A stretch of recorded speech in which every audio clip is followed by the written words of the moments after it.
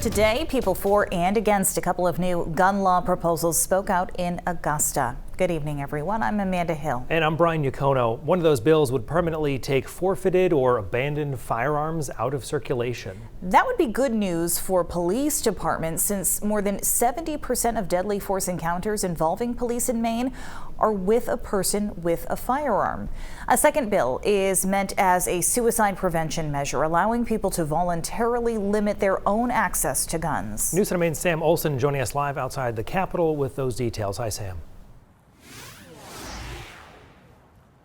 Brian, Amanda, the Judiciary Committee heard hours of testimony this afternoon about these two bills. Some say it's time for change after the Lewiston mass shooting, but others say that tragedy happened because the laws we already have in place were not enforced.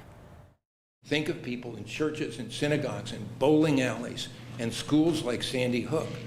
Let's please put an end to this. An end to gun violence here in our state, the goal of two bills before the legislature. The first, LD 2086, would update the state's definition of machine gun. Its sponsor, Senator Ann Carney, says it would give Maine law enforcement new jurisdiction that would better align with federal agencies. The father of a Lewiston shooting victim says people shouldn't be able to own guns that can do so much damage. Right now, there's no way to make people responsible for their weapons. The bill also focuses on removing forfeited or abandoned firearms from circulation. It's meant to prevent gun trafficking, keeping firearms from being resold and used to commit crimes. The second bill, LD 2119, is meant as a suicide prevention measure and would allow someone to voluntarily limit their own access to guns by putting themselves on a federal do not sell list. While the Lewiston mass shooting rocked our state to its core, some say the laws to prevent it were already in place. The problem is they weren't being enforced. We don't need more laws. We actually need people to enforce the laws that we already have. The state director of Women for Gun Rights says she believes our state doesn't have a gun issue. Rather, the mental health system is broken.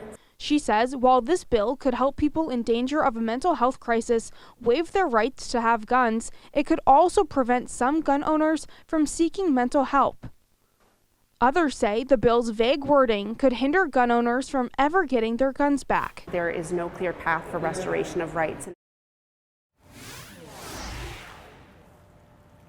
The second bill would also let people who own guns currently bring those weapons to a trusted source for them to store.